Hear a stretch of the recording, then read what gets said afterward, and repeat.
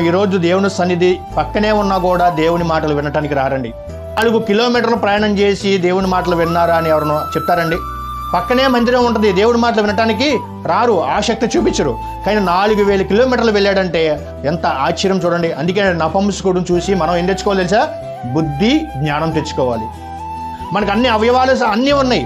ఆనాడు భౌతికమైన దేవాలయము అంటే ఆ భౌతికమైన దేవాలయంలో నపుంసకులు రావడానికి వీల్లేదు, కుంటివారు రావడానికి వీల్లేదు, గుడ్డివారు రావడానికి వీల్లేదు, అవయవాలలో ఉన్న లోపాలు ఉన్న వారికి ప్రవేశమే లేదు. మరి ఇప్పుడు దేవాలయము, అప్పుడు భౌతికమైన దేవాలయము, ఇది ఆత్మ సంబంధమైన దేవాలయము, అదే క్రీస్తు సంఘము. ఆత్మమైన దేవాలయానికి అందరూ రావచ్చండి. ఇక్కడికి కుంటివారు రావచ్చు, ఇక్కడికి ఈ దేవాలయానికి గుడ్డివారు రావచ్చు, ఈ దేవాలయానికి నపుంసకులు రావచ్చు, ఈ దేవాలయానికి అవయవాల లోపల ఉన్న వారిని ప్రతి ఒక్కరూ క్రీస్తు సంఘములోనికి ప్రతి ఒక్కరూ రావచ్చు. ప్రియమైన దేవుని పిల్లరా, ఇప్పుడు ఎలాంటి కట్టడి లేదు.